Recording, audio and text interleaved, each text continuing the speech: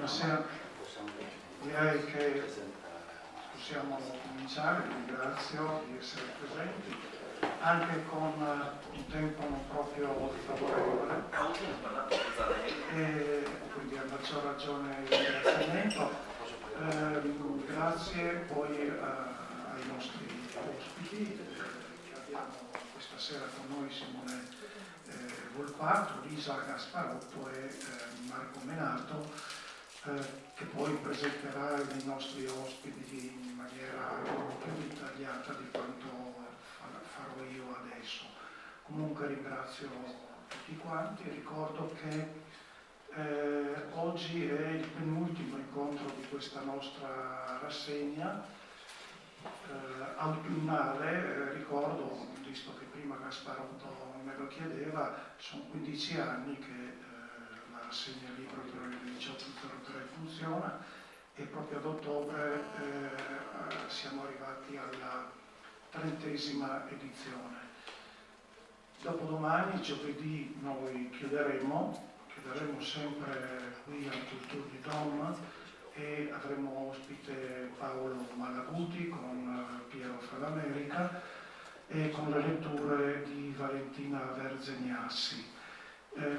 Dico già questa sera, anche perché poi comunque dovremmo dirlo giovedì, è notizia di ieri purtroppo che Roberta Gianni non potrà essere con noi. Come tutti quanti voi sapete, questi sono i giorni dei grandi cambiamenti a livello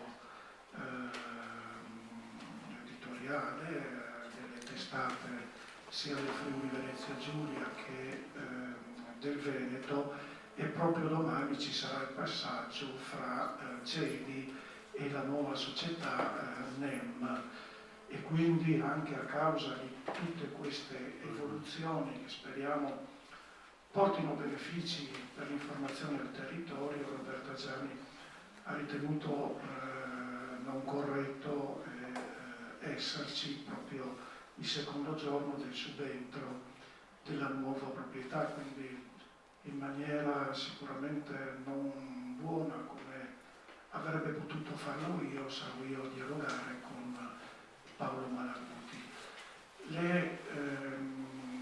Gli ultimi appuntamenti anche ci richiedono di ringraziare chi ci ha supportato in tutto questo percorso lungo, iniziato sì il 1° di ottobre, ma ancora prima con la conferenza stampa.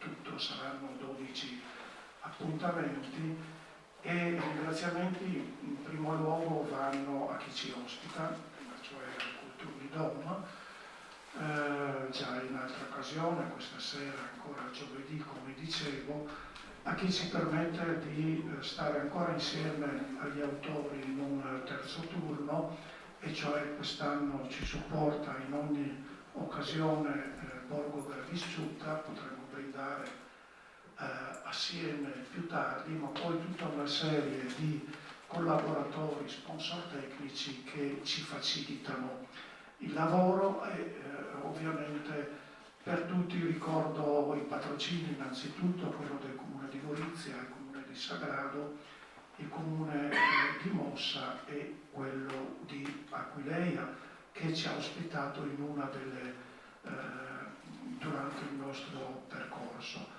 Ma ricordo ancora altri collaboratori essenziali quali la UBIC di Gorizia Trieste. Voi sapete che in sala noi abbiamo sempre un corner per accompagnare questi nostri incontri, e poi tutta una serie di altri che ci hanno supportato. Ricordo il Museo Archeologico di Aquileia, la Mediateca, Civibank, Villa Codelli dove abbiamo aperto la rassegna, Delfino Verde, e poi la Cassaeli, le Coppa Alleanza, Winkler Spedizioni, Cassa Rurale FVG, ICICOP e il premio Roberto Visentini. Allora io mi fermo qua, ho rubato già tanto tempo, ma pregherei Marco di essere più preciso nella presentazione dei nostri ospiti che ringrazio. Grazie a Giuseppe Polli che mi mi ha cercato, che mi ha voluto occupare. Questa sia la terza volta che partecipo alle sue manifestazioni, quindi che insomma, sono sempre molto ben organizzati, per dire la verità, e molto originali. Anche il titolo 1803, insomma, che richiamano la sua antica lavoro del Presidente del PT. Insomma. Oggi diciamo, il libro che presentiamo è un libro particolare, è la prima volta che si presenta un libro simile, tra l'altro, in queste 30 diciamo, cicli di presentazioni e di viaggi connessi, insomma, perché questa è una bibliografia. Non è un saggio, non è un romanzo, non è una poesia, non è un teatro, non è una sceneggiatura, così, ma è una bibliografia, no? Essenzialmente, con il contorno di altri saggi che spiegano meglio quello che la bibliografia vuole o vorrebbe dire. Insomma, no? Fra gli altri, diciamo, fra i saggi che sono aggiunti, insomma, no? Quello di Lisa Gasparotto riguarda l'aspetto letterario e lei poi, che è una specialista di letteratura contemporanea italiana, poi ce ne parlerà in maniera più ampia.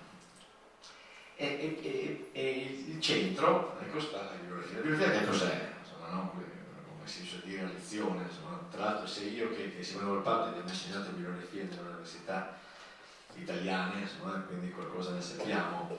Non è soltanto l'elenco dei libri, no? Questo è il significato base, insomma, quello più modesto, insomma, trito e ritrito, insomma. Ma è qualcosa di più, è un'indagine, insomma, è una conoscenza approfondita, insomma, no? Appassionata, intrigante, insomma, no? E fare di una bibliografia un romanzo, come in qualche modo è questo, insomma, non è effettivamente facile. Insomma. Qui Simone Volpato ha preso un piccolo pezzo della storia letteraria di Pasolini, del quale l'anno scorso si è parlato moltissimo, quindi il libro è uscito proprio sul finire, insomma. È la produzione friulana, in lingua friulana, no? Che era un po' nascosta, insomma, no? E lo stesso Pasolini aveva cercato appunto negli anni, quando poi stava a Roma, così di un po' allontanare in qualche modo queste sue esperienze giovanili, come sempre, no? Ci teneva forse a parere in un altro modo, no? Per questa lingua in qualche modo strana anche, no? E quindi le opere erano un po' lì, tutti quanti le citavano quando dovevano studiare Pasolini, tutti quanti la statistica su Pasolini sono opere presenti, l'epoca friulana, però nessuno poi, o pochissimi, avevano messo le mani sopra ai libri e dentro a queste raccolte politiche stampate con i suoi soldi, con qualche aiuto, insomma, come su dice Simone. Il primo problema quindi era quello di mettere le mani sui libri, no? E qui il titolo, diciamo, del volume richiama anche il nostro grande amico, che Bruno Lucci oggi non è potuto venire, primario neurologo in pensione dell'ospedale di Pordenone, docente all'Università di Udine per parecchi anni, ora si è ritirato a Mongiudinese e mi ha telefonato proprio oggi, ha avuto un impedimento improvviso e non ha potuto passare. Ma lui è questo personaggio che ho conosciuto, che è veramente un caro amico, si è messo in testa di costruire per sé una biblioteca, insomma, una biblioteca che non è una raccolta di libri come tutti quanti abbiamo un po' a casa, insomma, un po' casuale molte volte, un po' vero, ma è veramente una costruzione mentale, insomma, no? che abbraccia tutte quante le sue passioni, ma anche forse no, insomma. E tra le sue passioni, visto che lui è comunque, si sente friulano, è friulano, il Pasolini friulano doveva essere presente nella sua biblioteca, insomma, e quindi... E lui non è friulano. Ah, lui non è friulano. No, lui è di Reggio Emilia. Sì. Infatti, mentre lo stavo dicendo avevo avuto il dubbio. La moglie invece era friulana. Sì, del Monte. E quindi ha voluto appunto completare la sua biblioteca con questo spezzone dedicato al Pasolini friulano, che è quello un po' più raro, come poi ho cercato di di spiegare in un mio articolo quando è raccolta. E quindi la prima cosa è questo Bruno Lucci, che oggi non è potuto venire, quindi, insomma, è stato quello che un po' ha mosso tutto quanto, insomma, no? Perché fra i suoi voleri era quello anche di mettere a posto la biblioteca, di ordinarla, di fare un catalogo, di fare comparsezioni, una raccolta grossissima di carte geografiche, insomma, quindi ha tante raccolte, insomma. Una di queste era questa, quindi si mandava il fatto che di attività adesso, di sua professione adesso, fa il libraio antiquario, dopo aver insegnato per parecchi anni nelle università di Trieste e di Udine, e quindi gli ha dato una mano, sia nel reperire queste rare edizioni, che sono effettivamente rare, sono caso perché erano nate per un gruppo di amici, quindi poi negli anni 40, quindi siamo molto lontani, insomma, e sia organizzata dal punto di vista scientifico, insomma, quindi costruire quindi una bibliografia, ed è quello che ha fatto in questo aureo libretto, direi, insomma, stampato molto bene, molto maneggevole, molto bello, molto comodo, insomma, devo dire la verità, stampato da Ronzani, un editore veneto, molto attivo anche su questa area, e non è l'unica cosa, diciamo, che Ronzani ha stampato in campo bibliografico, insomma, anzi questo volume esce in una collana appunto dedicata al libro e a tutti quanti le storie connesse, insomma. Quindi io passerei la parola a Massimo Volpato, per cui lui ci spiega effettivamente che cos'è questa bibliografia. In realtà lui le raccolte che sono segnate sono quelle da 42 alle 53, sono 11, diciamo, 11 volumetti, perché sono proprio volumetti, sono delicati, stampati in tipografie locali con tutte quante le difficoltà che ci sono, insomma, e il problema è descriverli. Tutti quanti sappiamo descrivere qualche cosa che vediamo, no? Un'opera d'arte, un palazzo, una partita di pallone, descrivere un libro e farcelo conoscere senza averlo in mano, no? È quello che deve fare il bibliografo, insomma, andando un poco oltre anche, insomma, raccontando anche quello che c'è nascosto, anche le occasioni, perché quel libro è uscito, chi l'ha stampato, le difficoltà delle bozze e così via, quelle dei soldi, insomma, cercare di raccontare il libro anche senza averlo in mano. Questa è un po' stata la sua scommessa, insomma, non devo dirlo io, che comunque sia riuscita, perché quando un libro si fa leggere dall'inizio alla fine, specialmente la bibliografia, insomma, no? Vuol dire che l'opera è arrivata in cima, altrimenti non se ne fa nulla. Lascerei la parola a Simone. Ringrazio ovviamente chi ha organizzato da anni questa manifestazione. Io andavo a vederla in ferrovia, in stazione, quindi parecchi anni fa. È la prima volta che sono qui, e anche penso che sia la prima volta che Pasolini entri in questo ciclo. È successo qualche giorno fa, una cosa privata, mettendo a posto carte personali, mi sono imbattuto, io ho 51 anni, però sono stato anche ragazzo, mi sono imbattuto in un plichetto di poesie che avevo scritto quando avevo 15-18 anni. E la cosa mi ha molto sorpreso, perché ci sono delle poesie che risentono di Dylan Thomas, che per me è un grandissimo, ma nello stesso tempo anche di Federico Garcia Lorca. E allora mi sono chiesto, ma come sono passato dalla Spagna al Galles? E leggendole ho detto, mamma mia, cioè, dovevo essere fortemente disturbato in quegli anni. Eppure sono poesie lontane adesso dalla mia formazione, ecco, ma nello stesso tempo mi hanno permesso di rivivere certi episodi. Quindi cosa voglio dire? Non sono un poeta, chiaramente, ma nel caso di Pasolini, nel caso di Umberto Sava, dove lì veramente è da anni che lavoro molto, anche assieme a Marco Menato, e mi aveva incuriosito questo suo voler mettere come un velo nero nella produzione degli anni friulani.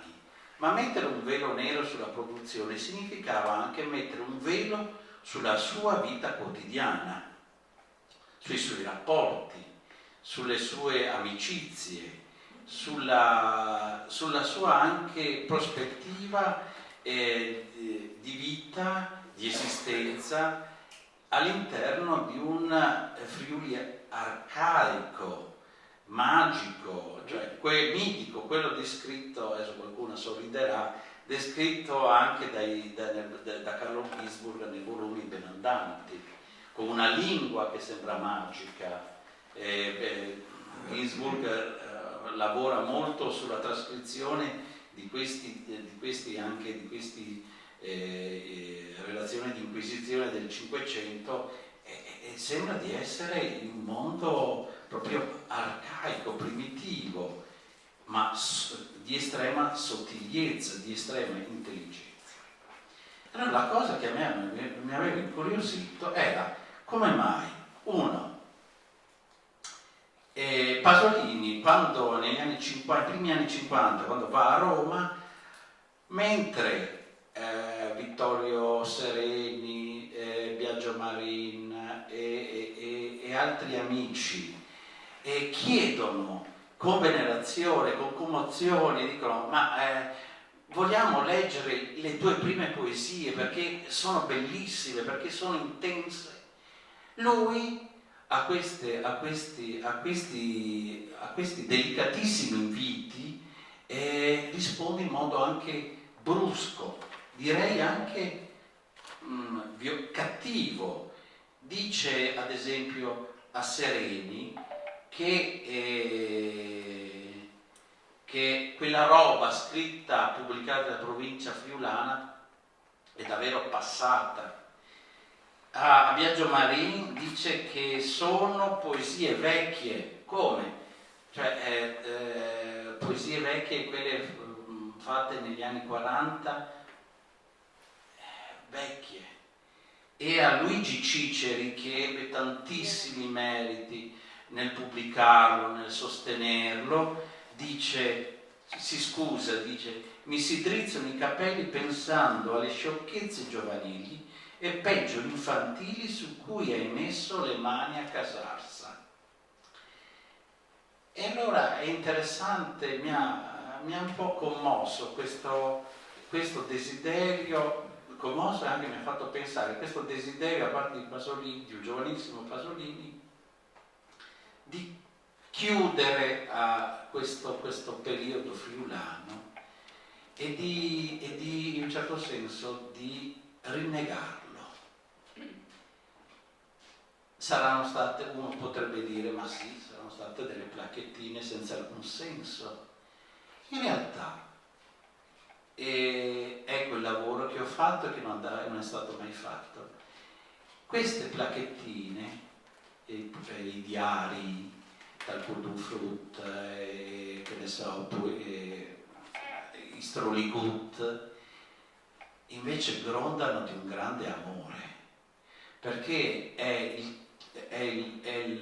l'amore di un giovane che non ha soldi, che investe quello che ha o quello che gli possono dare i parenti poveri, perché tutto è con la cornice, è un poeta che si muove all'interno di una società estremamente povera. Se voi avete presente l'albero degli zoccoli di Ermanno Olmi, quello è il Friuli. Ermanno Olmi è ambientato in Brianza, e qui invece è case dove c'è grande freddo, dove non si mangia carne spesso, dove una vacca è un tesoro, ecco, però dove c'è l'acqua fresca, dove ci sono le risorgive. E quindi voi dovete immaginare questo ragazzo assieme ad altri amici, capobanda, che decide di dare al Friuli una lingua nuova. E al medico e amico Franco De Gironcoli, conosciuto anche qui a Gorizia, lui dice chiaramente: i friulani sono abituati alla polenta e noi gli stiamo dando un cibo nuovo e dobbiamo continuare a dare un cibo nuovo, e questo cibo è questa poesia che apre ai sentimenti, che apre alla quotidianità. La bellezza di queste edizioni è che sono edizioni fragili, la carta è fragilissima, eppure essendo fragile è resistentissima. Nello stesso tempo sono plaquette stampate in tipografie artigianali, dove si usa spesso ancora il piombo, dove ogni giorno tra la correzione delle bozze, la stampa e via di su e giù va in bicicletta da Casarsa a Verzuta, sono 5 chilometri. Non c'è email, non ci sono fax, non c'è cellulare. Dovete immaginare questo ragazzo con questo che ha sotto braccio le sue bozze e va su e giù in bicicletta. E l'ammirazione, la sorpresa quando vede pubblicate queste plaquette. E cosa fa di queste plaquette? Le vende alle sagre. Perché, dice ai vari amici, cercate anche voi di vendere qualche copia alle sagre e se non le vendete regalatele. Questa è diciamo, una cosa che oggi non siamo più abituati a pensare o a sentire, immaginare nella produzione editoriale. Oggi è tutto più veloce, tutto più, diciamo, frenetico. Qui c'è la lentezza, tutto è lento, tutto si muove come lo scorrere delle risorgive, ma tutto è fortemente, anche qui, magmatico, cioè senti il cuore che si incendia, perché proprio in questi anni c'è una produzione anche epistolografica, epistolare ricchissima. Noi di queste plaquette non sapevamo nulla. Perché non sapevamo nulla? Perché ci sono delle gravi mancanze. Non abbiamo gli autografi, se non per Poesia Casarsa, che però nascono a Bologna, in un contesto completamente differente. Tutti gli altri nascono a Casarsa, a Verzuta, a San Vito e Tagliamento, anni 40, poi c'è la guerra. E non abbiamo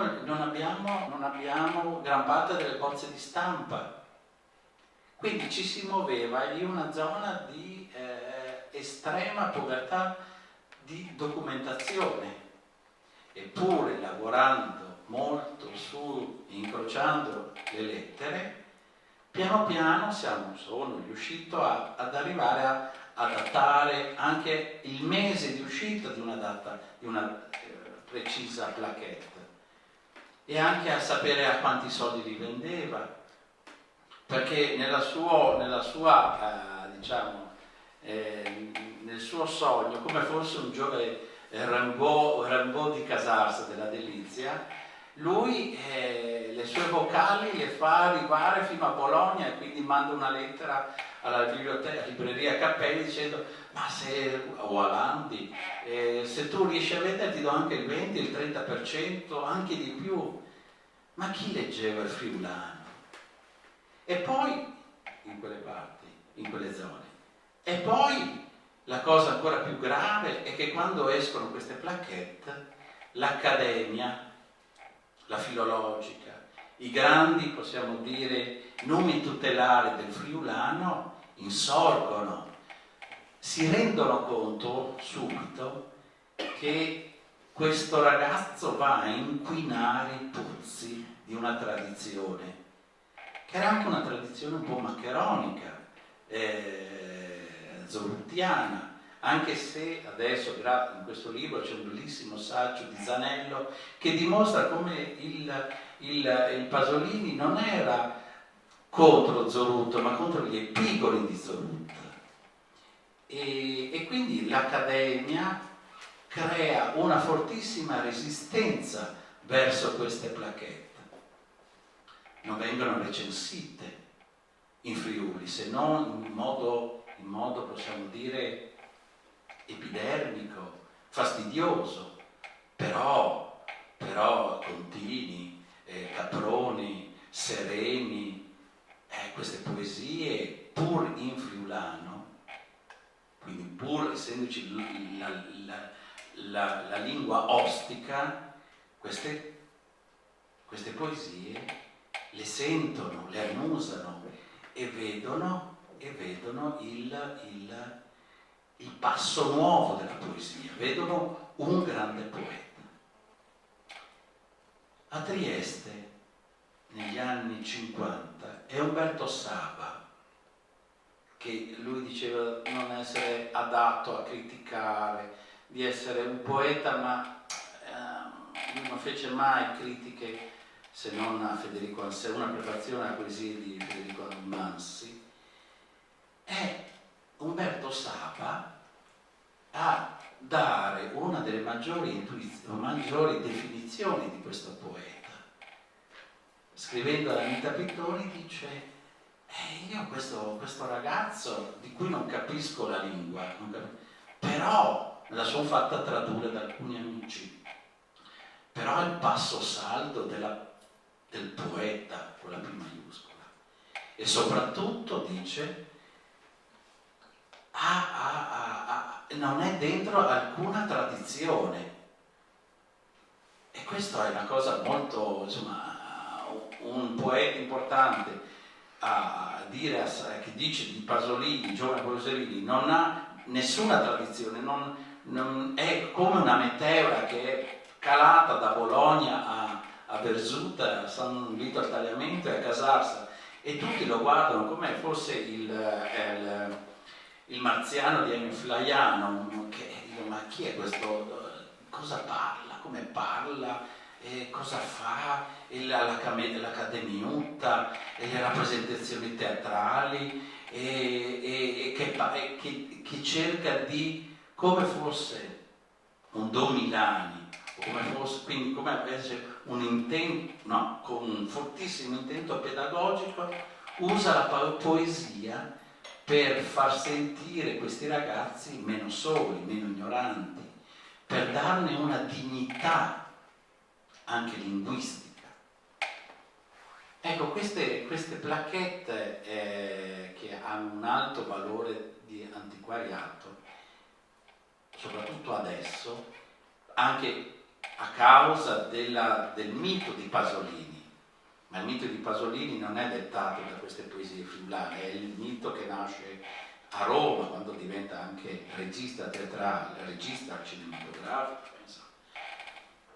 Ma queste poesie sono il suo, possiamo dire, l'acqua, lui lo dirà, l'acqua della sua fonte. E l'acqua di questa fonte sarà diversa dall'acqua che verrà a Roma, nelle borgate. E queste placchette in un certo senso fanno parte della sua educazione sentimentale.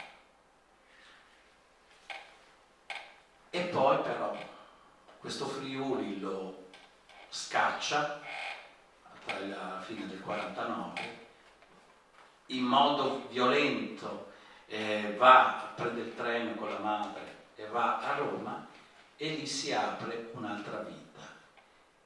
E secondo me, quando lui risponde a queste, a Biagio Marina, Ciceri, gli fa male ammettere che quel Friuli è dentro il suo cuore. E guardate bene che poi lui in Friuli tornerà spesso, cioè non è che come alcuni che dicono io rompo con una città e in quella città non tornerò più.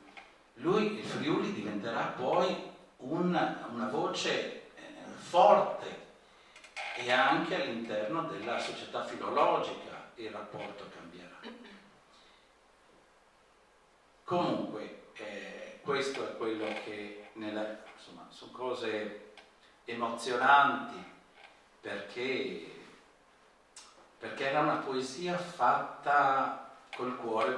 Sembra una immagine molto banale, tutte le poesie sono fatte col cuore. Allora diciamo è una poesia fatta senza alcuna finalità, aveva bisogno di scrivere e aveva bisogno di esprimere, aveva bisogno di usare la parola, quel friulano, per creare una scuola, la scuola dell'Accademiutta. E su cosa significasse il Friuli penso che meglio di me lo può dire la professoressa Lisa Gasparotta.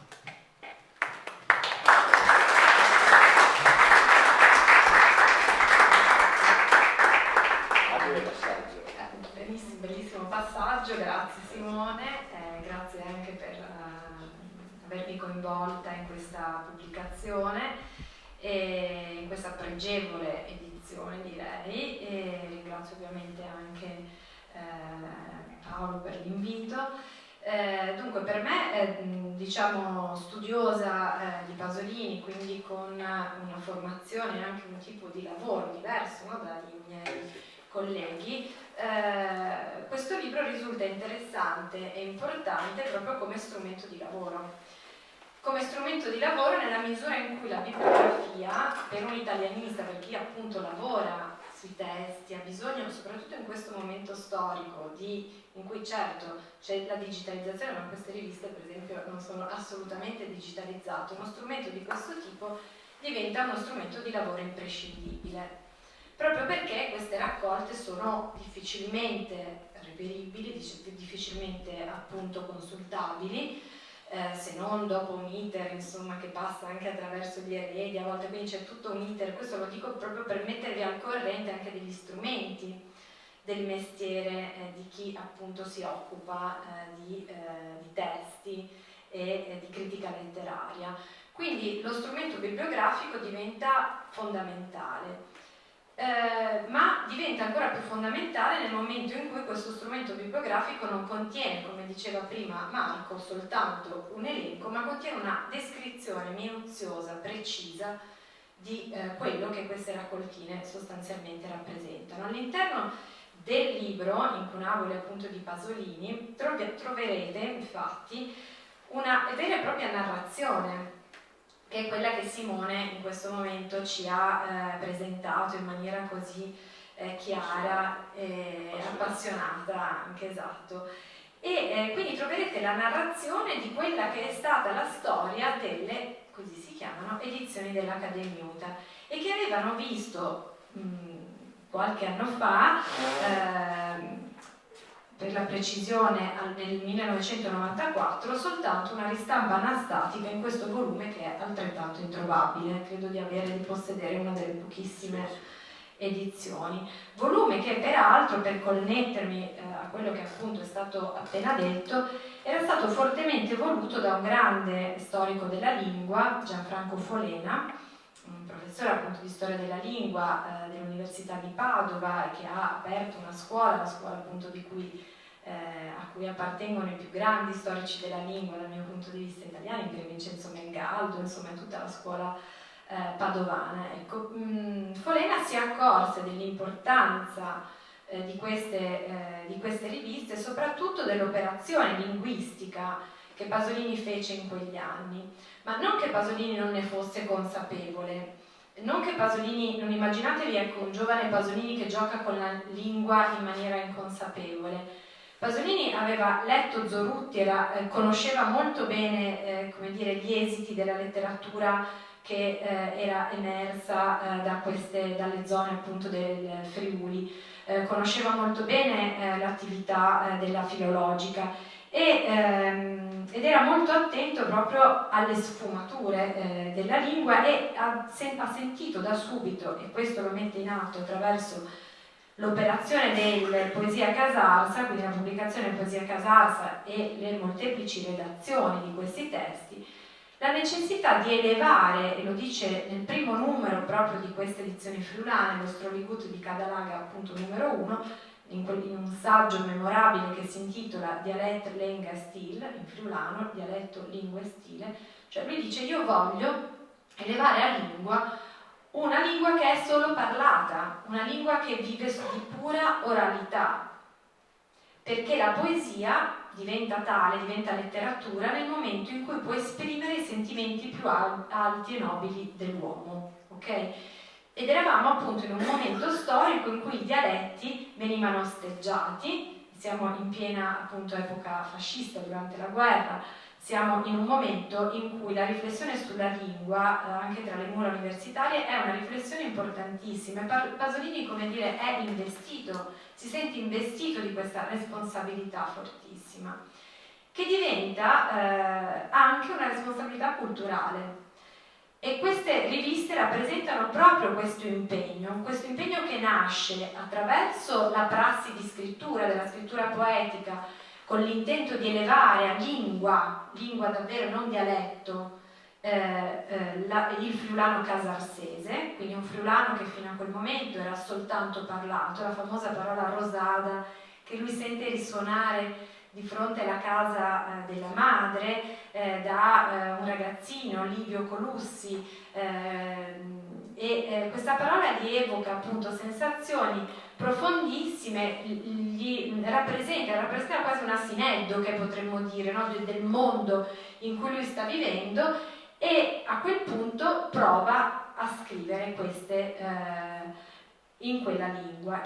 Potete immaginare il libro delle poesie Casarsa, cioè non potete immaginare, come dire, i materiali redazionali, la genesi di questa raccolta necessariamente possiede tutta una serie di varianti interessantissime che dimostrano come Pasolini gradualmente giunga alla appunto redazione definitiva attraverso una ricerca linguistica molto precisa, molto dettagliata, molto meditata. Da qui il salto a come dire, quindi a diventare animatore culturale, possiamo dire, oltre che maestro, in quel contesto in cui lui si trova ad essere sfollato con la madre, e quindi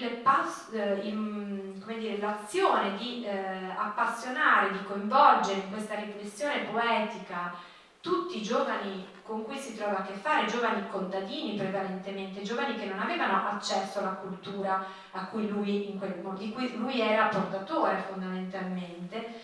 Ecco, attraverso questo ruolo che si ritrova ad avere, riesce, come dire, a creare questo bagaglio sostanzialmente letterario, perché nel momento in cui pensa a queste rivistine insieme ai due amici Cesare Bortotto e adesso ho un vuoto incredibile, scusate, a Riccardo Castellani. Cesare Bortotto e Riccardo Castellani sono i due amici, uno era un maestro appassionato di tradizioni folcloriche, l'altro anche, erano semplici appassionati, non avevano, come dire, il cotè, non provenivano dallo stesso cotè da cui proveniva Pasolini, e non avevano nemmeno la stessa formazione letteraria. Quindi insieme a loro pensa e crea questo tipo di lavoro editoriale, che però è arricchito anche dagli incontri che diciamo si svolgono attorno al focolare dell'Accademia di Lingua Furlana, nella sede appunto nella stanzetta accanto alla casa materna a Casarsa. A Versuta invece c'è la scuola, nasce la scuola, a volte si trova scritto che l'Accademiuta nasce a Versuta, ma in realtà è un po' un errore, perché l'Accademiuta viene fondata nel febbraio 45, nel febbraio 45 siamo ben oltre il periodo in cui Pasolini vive sfollato in questo piccolo borgo appunto a Versuta. Quindi immaginatevi, come diceva Simone prima, questi ragazzi, questi giovani ragazzi guidati da questo giovane Pierpaolo estremamente carismatico, estremamente talentuoso ed estremamente colto, ok, rispetto al resto del gruppo, che trascina questi giovani e propone loro la pubblicazione di queste raccoltine che costavano ben 900 lire e li costringe appunto a percorrere chilometri e chilometri per andare da Casarsa a San Vito in bicicletta, a correggere le bozze, a stampare, e soprattutto li costringe ad una riflessione letteraria profondissima, importantissima, che lascia un segno. lascia un segno, direi, proprio nella storia linguistica di questa regione, assolutamente, perché da quel momento in poi, cioè questo è un momento di non ritorno, la pubblicazione del primo Stroligut è un momento di non ritorno rispetto alla riflessione linguistica sul friulano. Chiaramente la filologica non accoglie di buon grado inizialmente, perché è una sfida, è un po' un'azione estremamente provocatoria. Questa diventa un'azione, oltre che poetica, diventa un'azione politica, un'azione fortemente politica. Sì, giovani, da un giovane appunto che insomma la reazione è stata un po' ma questo qua che cosa vuole, voglio dire, no? C'è una tradizione in Friuli, una tradizione caratterizzata da una letteratura già affermata, riconosciuta, quindi non è stato semplice. Da lì questo passaggio, diciamo, linguistico, che è anche un passaggio fondamentalmente politico, andrà a toccare poi anche temi fortemente politici, quindi da una lingua che parla di questioni di fantasus, fantas, di rogge, di acqua, di paesaggio, questa lingua viene utilizzata per raccontare quello che sta accadendo e quello che coinvolge fondamentalmente la vita anche politica, in cui la filologica in quel momento, su cui anche la filologica si era in qualche modo espressa o aveva preso delle posizioni. Queste raccolte anticipano e si sovrappongono anche all'impegno quindi politico propriamente detto, a cui Pasolini giunge tra il 47 e il 49, quindi negli immediati dintorni. E siccome appunto queste raccolte coprono un arco di tempo che va dal 1942 al 1953, credo sia fondamentale riportare l'attenzione anche su questo aspetto. Nel 1953 Pasolini pubblica l'ultima di queste Tancordium Frut e però soltanto un anno dopo, come ricordava anche Simone prima, scrive sempre a Luigi Ciceri nel giugno del 54: veramente parlare di quegli anni a Versuta, delle esperienze dell'Accademiuta, quindi anche di tutte le pubblicazioni mie e dei miei giovani amici, è qualcosa che mi accora troppo, non posso farlo. Quindi c'è ancora un grande trasporto, un grande, come dire, travaglio interiore. Quella fuga dal Friuli nel gennaio del 50 era stata traumatica, non era stata, e anche l'arrivo a Roma era stato altrettanto traumatico, sia da un punto di vista materiale sia emotivo.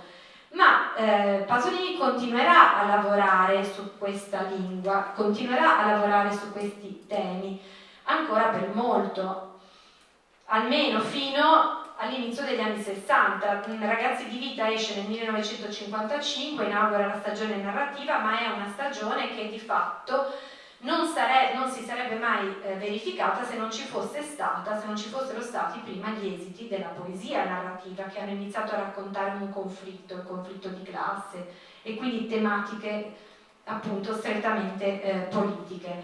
Quindi c'è un passaggio che è, come dire, traumatico e dolce allo stesso tempo, perché non avviene una rottura immediata, cioè Pasolini parte, va a Roma e non ne vuole più sapere di Friuli. No, assolutamente non è questo, anzi al Friuli continua a pensare, lo dice lui stesso in maniera accorata, e continua a lavorare soprattutto sulla lingua friulana, con la lingua friulana, e soprattutto continua a riflettere da un punto di vista letterario su tutto quello che il Friuli aveva rappresentato in quel momento. Quasi appunto un'azione quasi terapeutica diventa quella letteratura, e anche la ricerca letteraria di quel momento è fortemente, come dire, legata ancora al Friuli. Nel 1952 esce La poesia dialettale del Novecento, un lavoro importantissimo, non era mai, appunto, non si era mai vista una raccolta di poesie dialettali così suddivisa per regioni, che desse valore appunto alla marginalità, che facesse riemergere la marginalità, e quel lavoro lì non ci sarebbe potuto essere senza questa esperienza di quelli che Simone ha chiamato incunaboli di Pasolini, come non ci sarebbe potuta essere dal mio punto di vista l'esperienza e la ricerca del canzoniere popolare, che vede la luce nel 1955. Quindi, come vedete, a livello anche cronologico siamo di fronte proprio ad una parabola che coinvolge anche il primo lustro del periodo romano. Ecco, In questo libro, ritornando proprio a noi e a quello che contiene questo libro, io penso che ci sia la sintesi di tutta questa parabola e che questa sintesi sia stata anche molto ben costruita, espressa, sia nel lavoro meticoloso, preciso, estremamente eccellente, estremamente, non si dice estremamente eccellente, lo so, ma volevo fare 2 complimenti e mi sono, come dire, ho creato un pasticcio linguistico. Questo lavoro è estremamente utile per appunto l'italianista, ma estremamente preciso e prezioso di Simone, che è corredato da una serie di immagini, di fotografie altrettanto preziose che restituiscono l'idea appunto di quei materiali. Ma c'è tutta la parte, l'apparato appunto saggistico che appunto restituisce l'idea di questa parabola che vi abbiamo appena raccontato, perché appunto emergono le osservazioni di Marco Menato, osservazioni di un bibliotecario, in cui si spiega in maniera assai precisa il motivo per cui questi libri sono libri preziosi, perché è stato necessario in sostanza questo libro, perché questo libro è un libro importante per chi appunto lavora come noi su questo tipo di testi. C'è il lavoro di Gabriele Zanello, in cui viene appunto osservata nel dettaglio, in microscopia, la biblioteca di Lucci, l'archivio Lucci, da cui nasce appunto l'idea e l'origine di questo lavoro di Simone. C'è poi un contributo molto interessante di Ivan Crico, I segni di una presenza sacra, e infine c'è la ricostruzione proprio anche biografica, che ho trovato estremamente interessante e dà il senso appunto a tutto il libro, anche perché io stessa non conoscevo assolutamente la storia di Bruno Lucci, e Bruno Lucci in questa intervista spiega proprio le ragioni di questa sua passione per la lingua, per la letteratura friulana e del suo collezionismo sostanzialmente. Ecco, io credo che anche i collezionisti in questo momento, mi correggerà se dico una sciocchezza, ma i collezionisti in questo momento mi sembra siano preziosissimi, proprio per ricostruire buona parte della storia del Novecento. Quindi questa parte del libro la trovo estremamente importante, ma con l'occhio del 2023 intendo dire, proprio perché un certo tipo di biblioteche, di collezioni rischiano poi di andare perdute, invece documentarle in questo modo è estremamente importante. E poi c'è un mio piccolo contributo, ma non è che io voglio parlare di me stessa, voglio parlare più che altro di questa raccoltina che fa parte di queste edizioni, ma che è passata inosservata anche diciamo fino a tempi molto recenti. È una raccoltina che Pasolini scrive in tutte le varietà del friulano occidentale. Quindi ci sono poesie scritte non solo nel friulano di Casalsa, ma nelle varietà. Il Friuli si divide in zone linguistiche, il tagliamento è una specie di isoglossa che divide appunto il Friuli in Friuli centrale, Friuli occidentale e Friuli della fascia di transizione friulano-veneta. Ecco, quindi c'è una geografia linguistica in questa regione estremamente poi ci sono le isole linguistiche di Grado, di Trieste, appunto anche di Gorizia, eccetera, Monfalcone, quindi adesso non mi addentro oltre, ma solo per dirvi che in quel momento lui riesce a cogliere in maniera molto precisa, attraverso quella che i linguisti, i sociolinguisti chiamano proprio indagine sul territorio, cioè si reca in bicicletta nelle varie località, ascolta i parlanti e scrive in quella varietà regionale. Quindi questa raccoltina è una raccoltina plurilingue sui temi della lotta di classe o comunque della situazione dei giovani contadini in quel momento nel Friuli di quel momento, e l'aspetto interessante è che è corredata da 9 disegni di Giuseppe Zigaina. Quindi è una raccoltina estremamente preziosa da ogni punto di vista letterario, del rapporto tra immagine e parola. È un libro illustrato, è appunto estremamente prezioso, è un libro d'artista. Esattamente, è proprio un libro d'artista. Questo libro, nell'edizione poi dei Meridiani, dove convogliano un po' tutti i testi presenti in queste raccoltine, ovviamente non ci sono le immagini, quindi è una raccoltina che appunto meriterebbe una ristampa anastatica solo perché appunto nessuno la vede più in sostanza. Ed è invece estremamente importante, su questo la critica è ormai d'accordo. Quel periodo viene pubblicata nel 1949 e quindi poco prima del passaggio al periodo romano, e ormai la critica è concorde nel rilevare l'importanza di questi testi, di tutti questi libri usciti tra il 42 e il 53, di cui appunto gli incunaboli sono uno strumento preziosissimo di indagine.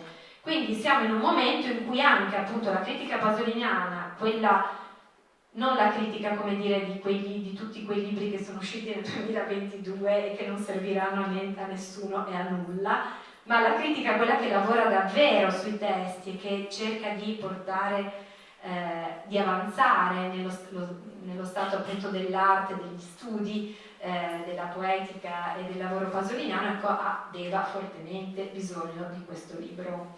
Quindi grazie a Simone Volpato.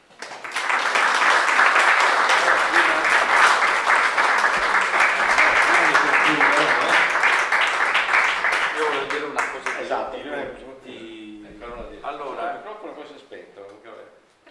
sì, ecco. Alcuni pensieri cosiddetti libertà.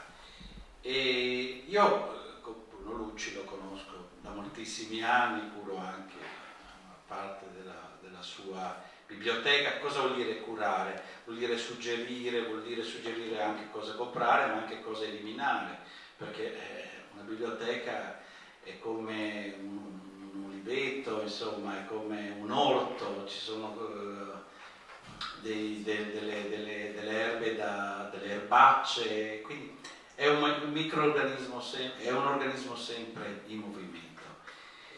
Io gli ho chiesto, perché lui parla molto poco di se stesso, pur essendo molto gioviale, come sono insomma, le persone a Reggio Emilia. E come mai Pasolini? Perché Pasolini? E lui mi ha detto una cosa molto importante, che lui visse in modo, lui, la sua famiglia, i suoi bambini, sono cinque figli, vissero le giornate del terremoto e del post-terremoto in modo molto, insomma, traumatico. E solo chi l'ha vissuto, tra Bezzone, tra Gemona e Moggio Udinese, quei giorni può sapere, sa che cosa ha vissuto. E poi lui non è ritornato a Reggio Emilia, ha vissuto in un container insomma, per molti mesi. E mi ha detto questa cosa. E il terremoto aveva creato una frattura in tutta delle radici della moglie, che era di Moggio Udinese, del suo paesaggio, perché non lo riconosceva più. Quindi una cosa molto impattante dal punto di vista anche psicologico. E Pasolini, quel Pasolini, ha detto, come un balsamo, cioè quella frattura fu progressivamente lenita, addolcita dalla lettura mediata da sua moglie di Pasolini. E allora ritornò, leggeva quel Friuli mitico, poverissimo, e lui dice che i Friuli del post-terremoto era estremamente povero come e lui ha sentito questa, si è immedesimato e pian piano quindi ha costruito anche una raccolta sulle radici del friulano, quindi incunaboli, cinquecentine, seicentine, manoscritti, non sempre cose importanti ma anche cose particolari, proprio per ricostruire questo cioè lui fino a quel punto non aveva imparato il friulano, dal terremoto in poi, ha cominciato a sentire il friulano, a parlare il friulano, e l'ha cominciato a parlarlo e a sentirlo attraverso Pasolini. Quindi Pasolini è stato un farmacon, cioè una cosa emozionante. Poi, mi dice, in questi giorni, queste giornate tremende, la lettura della poesia, del fatto che la moglie leggesse di sera coi bambini, era come una ninna nanna. No, è emozionante perché fa capire la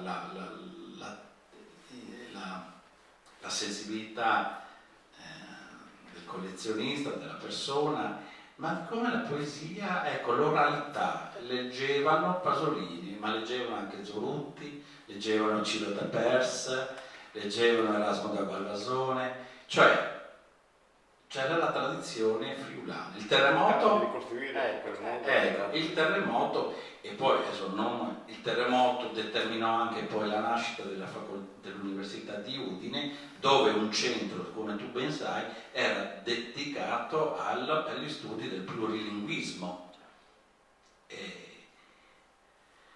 Un'altra cosa, nella biblioteca privata di Pasolini c'è proprio uno scaffale, una sezione dedicata ai poeti dialettali, e c'è una geografia che va da Genova, dalla Sicilia, dal Friuli, ma che tocca anche Gorizia.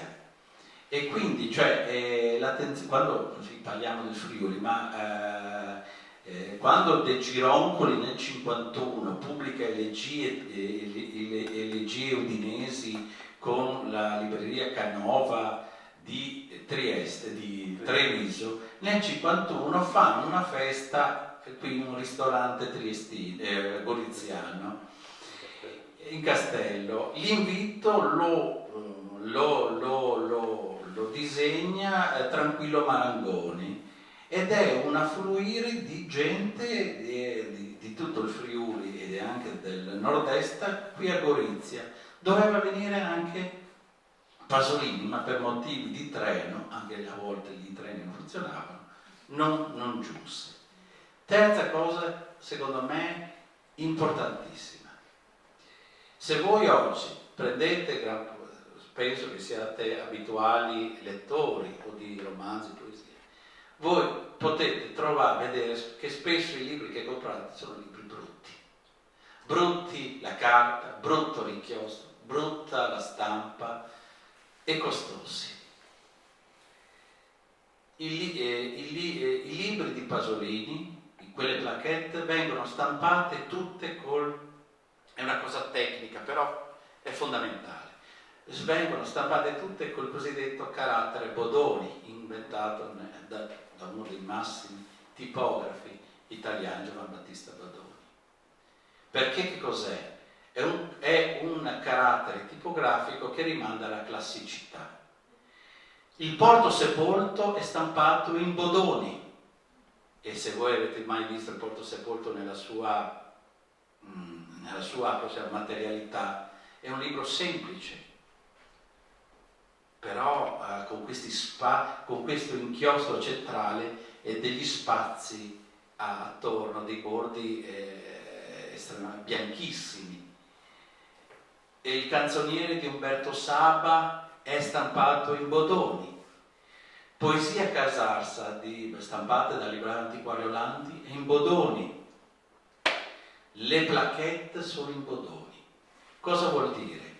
Vuol dire che da Ungaretti a Pasolini il Bodoni è il carattere della classicità, ed è il carattere che permette di rappresentare, di portare agli occhi del lettore una poesia semplice con una veste classica e aristocratica. Ed è una cosa, secondo me,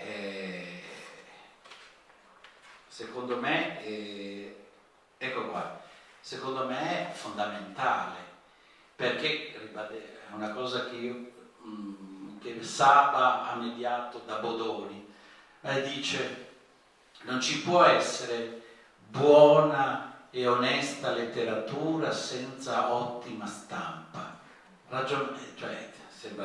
Ragioniamoci sopra, sembra Crozza Quinta Zaia, però è così. E termino con quattro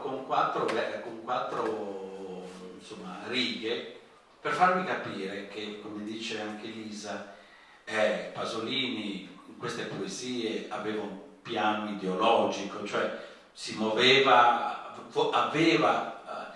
cioè era una cosiddetta passeggiata armata, si era vestito di cavaliere per andare in guerra.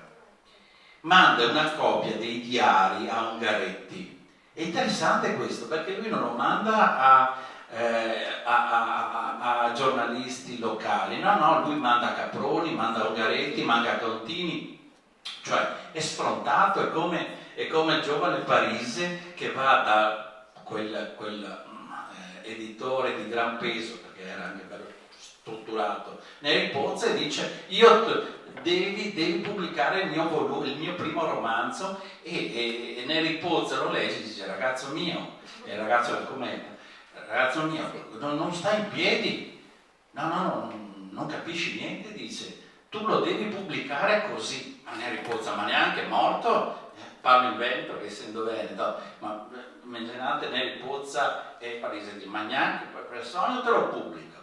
Va pubblicato così, insomma un tiro e molla, pubblicato come aveva Parisi, un gran botto dal punto di vista editoriale. Scrive, gli manda una copia dei diari pubblicati nel 45, cioè le date 45, a Ungaretti, che era Ungaretti già, cioè non voglio dire, non era, e dice: come capirà da questi pochi versi, se avrà la pazienza di leggerli, io abito nel lontano Friuli, a Casarza, in mezzo ai campi. Capirà pure, purtroppo, che non sono poco ambizioso. Ungaretti diventerà uno dei grandi amici poi di Pasolini, la famosa intervista. Ecco. Grazie. Allora adesso sono già passati, mi pare che Possiamo andare avanti se qualcuno di voi vuole chiedere qualche cosa agli autori, Ma non potete regalarci una poesia? Ah, va bene, stavo pensando infatti. Allora, tu che sai Furlan, No, vi leggo un pezzo piuttosto, più che della poesia, che è comunque molto bello, relativo proprio a questi discorsi che sono emersi, relativo alla riflessione sulla lingua di cui abbiamo parlato, dialetto, lenga e stile, se siete d'accordo. Se no, se volete una poesia. una poesia. Sì. Perché Però questi sembra proprio libri, bene leggere questa lingua. Qua ci sono i cori Morte di Guido, perché il primo Stroligut esce appunto nel 45 e Guido Alberto, il fratello di Pasolini, che è morto appunto a Porzus, cioè la famiglia aveva appena appreso la notizia. Però appunto io, se siete d'accordo, sceglierei un attimo che lo cerco. Poi ci sono i poeti francesi, ci sono i poeti Spagnolo. Memoria di spettacolo. Aspetta qua. Allora c'è la preghiera che entrerà nei Turks dal Friul. Ma la volete in furlano o in italiano? Furlano. Ah, in furlano, ecco. No, ma che lei un tocca e tocca in Friuli. Ah, va bene. No, allora ci provo io, ma anche se farò ridere. Vabbè. Farò ridere. No, se no me lo leggo in italiano, anche perché non c'è la traduzione. Ci provo? Sì. Però non ridete allora. Allora, dialetto, lenga e stile. In esergo c'è una citazione da Achille in italiano. Nell'infanzia della società ogni autore è necessariamente un poeta, perché il linguaggio stesso è poesia. Di sigur, paesans, inoveis, quindi si rivolge ai paesani di Casarza, I non veis mai pensat ai repuars, ai rapporti capaci tra gli deis di dialet, lenga e stil. Qualchi parlais, ciacarais, sigais tra di voaltris, i doprais che il dialet chi veisi imparat da vostra mari, da vostri pari e dai vostri vecius. E a son sequi che frust di chis giulaux assucin dal sen di somai che il dialet, e qua doventi nomis a chi lo insegnin encia lors ai sofiolus. E per imparalu a non coventis silabarios, libris, grammaticis, a si lo parla così, come che si mangia o che si respira. Nessun di voaltris al savare scrivilu chisto dialet, e quasi nencia lesilu.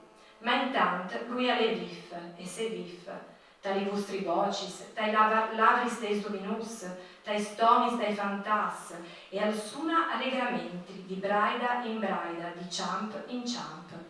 Così il dialet alle la più umila e comun maniera di esprimisi, alle doma che parlat, nessun a si impensa mai di scrivilu.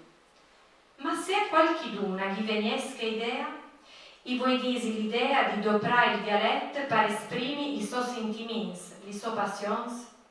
No, tenievi ben a mins, non per scrivi do tre stupidadis da faridi, o per contado tre storiutis veci dal sto pais, per sé che allora il dialet al resta dialet e basta lì, ma con l'ambizione di disi robis più elevadis, difficilis magari. Se qualchidun, insomma, al crodes di esprimisi miei col dialetto della sociera, pi nou, pi fresc, pi fuart, sino la lenga nazionale imparata dai libris? Se a qualchiduna chi ven che idea, e alle bondi realizzala, e altri scaparli in che il stesso dialetto allo seguitin e allo imitin, e così un poco alla volta assingruma una buona quantità di materiale scritto, allora che il dialetto addoventa lenga. La lenga a sares così un dialetto scritto e doprat per esprimere i sentiments pials e segres dal cor. Va avanti. Esatto.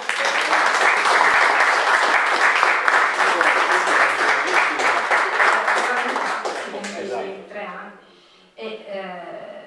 Ed è appunto un passaggio importantissimo perché è rivolto ai paesani, scritto in dialetto, già sta dimostrando che il dialetto di Casarsa, che non ha ancora una tradizione scritta, può già parlare di qualcosa di importantissimo perché questo è un saggio sulla lingua. E tra l'altro io sono di Casarsa, nel senso mia madre è di Casarsa, quindi è per me, io non lo parlo, però è un dialetto che mi entra nelle vene, no? Lo sento, esattamente come succedeva a lui, era il dialetto della madre. Posso benissimo comunque rilevare, oltre che da studiosa della lingua e dei dialetti, anche da figlia di madre casarsese, che questa è un casarsese che lui cerca di scrivere ma che è ancora sporcato con il friulano centrale, non puntinese ma centrale, perché ci sono appunto delle piccole variazioni. Quindi in questo stesso scritto c'è in atto una ricerca profondissima ed è appunto estremamente emozionante, secondo me, appunto leggere queste pagine perché danno l'idea appunto della profondità di questo lavoro. Tra l'altro più avanti, adesso io non vi tedio oltre, ma lui associa il friulano di Casarsa e il friulano in generale al portoghese, al francese, allo spagnolo e poi agli altri dialetti latini o comunque romanzi, chiaramente siamo nell'ambito delle lingue romanze, e l'emiliano, il siciliano, il lombardo, fino ad arrivare al toscano, e dice così assimetina scrivite al suo dialetto toscano. Il dialetto toscano Dante al scrive la sua Divina Commedia, in dialetto toscano il Petrarca scrive le sue poesie, e così che il dialetto un po' per volta al doventa lenga e al sostituirsi il latino. E siccome che Duciu che altri dialetti italiani hanno dato nei documenti scritti nei poes, la lingua toscana si impone su Duciu se diventa lingua italiana, quindi fa questa associazione come l'italiana, allora anche insomma È un testo Bravissima. è un manifesto. qualcuno che vuole qualche altra curiosità, che vuole qualche altra... Ecco, Massa. Quante sono queste raccolte di poesie? Sono tutte conosciute o potrebbero essersi ancora non conosciute? No, sono tutte conosciute. E che tiratura avevano le placchette? Le placchette, sì, no. 300, Allora, un conto lo Stroligut che veniva anche stampato in 500 Sì, copie. ecco, me lo ricordo. Però 200 o 300 copie. Pochissimo però perché Voleva soldi.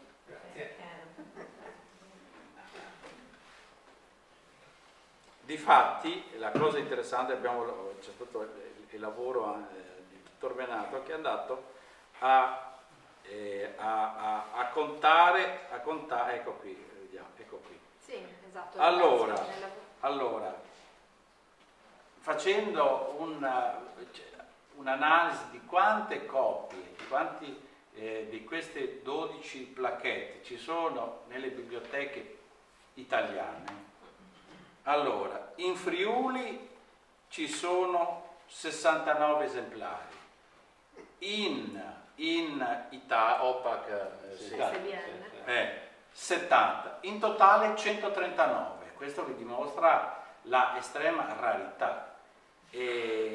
Però c'è una rarità per il commercio, per il commercio per il simbolo, diciamo, dell'antiquariato, mentre per ambito Dovrebbero essere 200 volte 12. capito. 300 volte Invece 12, no? E poi sarebbe bello sapere, questo non l'ho fatto, ma insomma, queste copie che sono, questi esemplari che sono nelle biblioteche friulane, per non dire quelle diciamo italiane, con il resto dell'Italia, come sono arrivate? Sono arrivate adesso, negli ultimi anni, quando ormai il mito di Pasolini è conclamato, benissimo, oppure sono state acquistate, donate negli anni diciamo, iniziali, insomma, no? Sarebbe bello saperlo perché questo cambia molto, insomma, quindi sono indagini abbastanza interessanti. Insomma. Va bene, allora mi pare che... Comunque la nostra biblioteca ce l'ha. Sì, hanno, non tutte quante, diciamo così, la raccolta originale, Ce ce ne sono alcune, sì. Più tranquilla. Grazie. no, acquistate. Allora io direi grazie ovviamente a Simone, grazie a Marco e a Lisa per questo ingresso di Pasolini alle 18.03. Avevamo toccato sempre di rimbalzo e sempre in merito al fratello, per Certo. l'ultimo Andrea Zanini, lo scorso anno, l'altro Pasolini.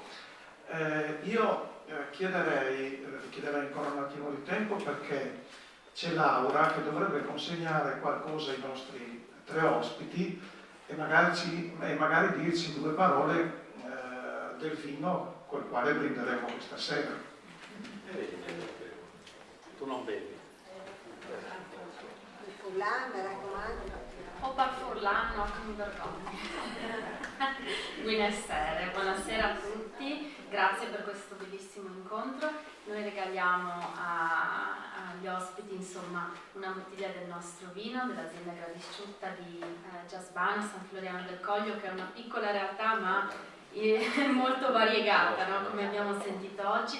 Al termine vi offriamo un calice di Pinot Grigio che nella sua semplicità di un vino bianco fresco in realtà ci racconta una storia di grandissima creatività e di resistenza, perché l'annata 2022 è stata un'annata molto secca, la pianta della vite però, che è molto testarda e anche piena di risorse, ha resistito a una situazione di siccità con la creatività e con le risorse che aveva a disposizione, creando degli acini più piccoli del solito, e quindi ha concentrato tutte le sue energie nella creazione di piccolissimi acini invece di acini un po' più grandi, come solitamente farebbe in una situazione di acqua ottimale, insomma, e quindi questi piccoli chicchi hanno dato intensità al calice che vi offriamo questa sera. Grazie.